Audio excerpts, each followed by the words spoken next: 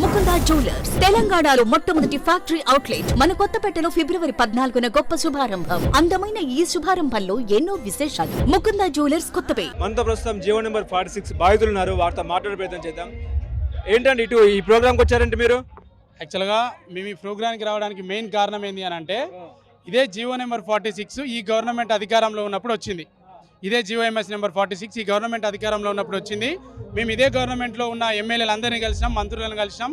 GOMS 46ని cancel చేయండి, merit అభ్యర్థులకు మాకు న్యాయం చేయండి అని చెప్పి మేము తిరిగినాం. అది ఎలక్షన్ కూడా వచ్చింది. అక్టోబర్ 30th రోజు కేటీఆర్ సార్ని కలిసినాము. సార్ కూడా స్పందించారు, దానిపైన చేద్దామని అనుకున్నారు. నవంబర్ 3 ఎలక్షన్ కూడా అమల్లోకి వచ్చిన తర్వాత ఇంకేం జరగలేదు. గత ప్రభుత్వం మాకు ఏదైతే మా ప్రభుత్వం అధికారంలోకి వస్తే జీవోఎంఎస్ 46ని మేము క్యాన్సిల్ చేస్తామని చెప్పి మాయమాటలు చెప్పి మేము అధికారంలోకి వచ్చిన తర్వాత ఇప్పుడు కాదు నెక్స్ట్ నోటిఫికేషన్లో మేము క్యాన్సిల్ చేస్తాం, నెక్స్ట్ నోటిఫికేషన్ వాళ్ళకి చేస్తామని చెప్పి చెప్పడం జరుగుతుంది. మాకు అదేం అవసరం లేదు. రేపు అసెంబ్లీ తీర్మానం ఉంది కాబట్టి ఈ ప్రభుత్వంలో ఉన్న ఎమ్మెల్యేలు కూడా మాకు అందరికీ సపోర్ట్ చేయాలి. గ్రామీణ ప్రాంతానికి చెందిన నిరుద్యోగులం మేము. మాకు ఈ ప్రభుత్వంలో ఏ ప్రభుత్వం అయినా మాకు సంబంధం లేదు. నిరుద్యోగులుగా ఉన్న మమ్మల్ని ఆదుకొని మాకు మెరిట్ ఉన్న అభ్యర్థులకు కనుక జాబ్ ఇప్పిస్తే మేము ఏ ప్రభుత్వానికైనా మేము కానిస్టేబుల్కి వచ్చింది ఏ ప్రభుత్వం ఉన్నా సరే మేము ఉద్యోగాలు చేయడానికే కదా. యాజ్ అ కానిస్టేబుల్గా ఉన్నప్పుడు ఏ ప్రభుత్వానికైనా మేము సేవ చేయాల్సిందే, తప్పదు. మేము అదే కోరుకుంటున్నాం. మాకు ఆ పార్టీ ఈ పార్టీ అని కాదు, మేము పార్టీలకు అతీతం, ఏ పార్టీ అని కాదు.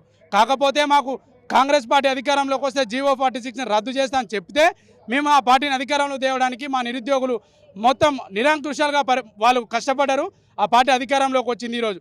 వాళ్ళు కనుక ఇప్పుడు ఆ జీవోఎంఎస్ 46ని రద్దు చేయకపోతే మూకుముడి ఆత్మహత్యలు చేసుకుంటామని చెప్పి కూడా మెసేజ్ చేస్తూ ఉన్నారు. ప్రభుత్వానికి కూడా ఎన్నో లెటర్లు పంపుతూ ఉన్నారు. అలా ఏం జరగవద్దు, ఎవ్వరూ ఆత్మహత్యలు చేసుకోవాల్సిన అవసరం లేదు.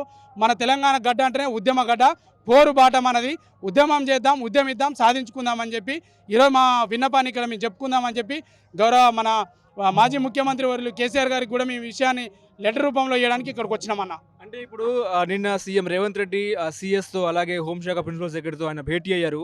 త్వరలో దీనికి సంబంధించిన కార్యాచరణను పూర్తిగా సిద్ధం చేసి ఒక డేట్ ప్రకటిస్తామని చెప్తున్నారు. అంటే జీవో నెంబర్ 46 మేము రద్దు చేస్తామా లేదా దీని మీద కసరత్తు చేస్తామని చెప్పేసి నిన్న ఒక క్లారిటీ ఇవ్వడం జరిగింది. అంటే ఎట్లా చూస్తారండి ఈ క్లారిటీ? అయితే మేము మొదటగా మేము డిప్యూటీ సీఎం గారిని కలిసినాం, సీతక్కని కలిసినాం. వీళ్ళందరూ కూడా చేస్తామని చెప్తూ ఇన్ని రోజులు వచ్చిరన్న. రేపు 14th రోజు వాళ్ళకు బీఫామ్స్ ఇవ్వడం జరుగుతుంది. ఏది సెలెక్ట్ అయిన క్యాండిడేట్స్కి. వాళ్ళు 19th ట్రైనింగ్కి వెళ్ళిపోతారు. నియామక పత్రాలు ఇస్తున్నారు, అపాయింట్మెంట్ లెటర్లు ఇస్తున్నారు. వాళ్ళు ట్రైనింగ్కి వెళ్ళిపోయిన తర్వాత మేము ఏం చేయడానికి లేదు. మేము కోర్టులలో కూడా కేసులు వేసినాం. మా కోర్టులలో కూడా కేసులు ఉన్నాయి జియో 46కి సంబంధించి. సుప్రీంకోర్టు కాదన్నా, హైకోర్టులో వేసినాం మేము. ఇప్పుడు మేము ఎట్లా చూస్తున్నాము అని అంటే ఇప్పుడు మాకు నిన్న కొంత సమాచారం మాకు అందింది ఏంటంటే ఇప్పుడున్న పరిస్థితులను బట్టి ఇప్పుడు జీవోని మేము ఏం చేయలేము. సో ఫర్దర్ నోటిఫికేషన్లు ఏమైనా చేయగలుగుతాము అంటే మెరిట్ క్యాండిడేట్స్ అంతా ఈ నోటిఫికేషన్లు ఉన్నారన్న. ఇప్పుడు నాకు 30 సంవత్సరాలు, నేను నెక్స్ట్ నోటిఫికేషన్లు అని అంటే నేను మళ్ళీ ఇప్పుడు కొట్టిన ఈవెంట్ నేను కొట్టగలుగుతానా? 2 years తర్వాత వస్తుందో తెలియదు, ఎప్పుడు వస్తుందో తెలియదు. నేను కొట్టగలుగుతానా? మీకు ఎన్ని మార్కులు వచ్చినాయి? నాకు 118.5 వచ్చినాయి అన్న. Cut off 123 SC. అంటే దీనివల్ల జీవో నెంబర్ 46 వల్ల ఆగిందా మీ పోస్ట్? ఎందుకు అని అంటే లాస్ట్ టైం 96.75కి జాబ్ వచ్చిందన్న స్టేట్ వైడ్ కట్ ఆఫ్ ఇచ్చినప్పుడు. ఆ మార్కులను ఈసారి ఈవెంట్ మార్కులతో కంపేర్ చేస్తే 11.5కి ఈక్వల్ అవుతుంది. అట్లా చూసుకున్నా నాకు 3 marks ఎక్స్ట్రా ఉన్నాయి. 3 marks ఎక్స్ట్రా ఉన్నాయి. పోనీ 2 marks ఎక్స్ట్రా అయినా కూడా నాకు రావాలి కదా. నాకు తెలంగాణలో సూర్యాపేట, నల్గొండ పక్కన పెడితే 13 జిల్లాలలో నాకు ఉద్యోగం ఉంది. నాకున్న మార్క్స్కి 13 districtsలో ఉద్యోగం ఉంది. నా తోటి మిత్రుడికి వాని జిల్లాలో వానికి వచ్చింది, వాని జిల్లాలో నేను ఎలిజిబుల్ అవుతున్నా, వానికి అక్కడ జాబ్ ఉంది, నాకు ఇక్కడ జాబ్ లేదు. దీన్ని నేను ఎట్లా చూడాలి? ఎంతమంది ఉన్నారు అన్న? ఎంత తిప్పి కొట్టినా కూడా 1000 నుంచి 1500 మంది ఉంటారన్న.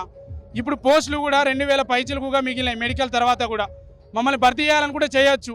రేపు మేము ఇక్కడికి రావడానికి మెయిన్ రీజన్ ఏంటంటే రేపు అసెంబ్లీలో కనుక తీర్మానం పెడితే బీఆర్ఎస్ వాళ్ళు కానీ కాంగ్రెస్ వాళ్ళు కానీ ఎవరైనా సరే మాకు మద్దతు తెలిపి మా నిరుద్యోగుల పక్షం ఉంటే మేము ఫర్దర్గా మేము ఎప్పుడూ ఏ ప్రభుత్వం ఉన్నా ఆ ప్రభుత్వానికి మేము అండగా సహకరించుకుంటూనే ఉంటాం. మేము ఏ ప్రభుత్వానికి వ్యతిరేకం కాదు. మా బాధ ఏంది? మేము ఉద్యోగం చేయాలి, అదే మా బాధ.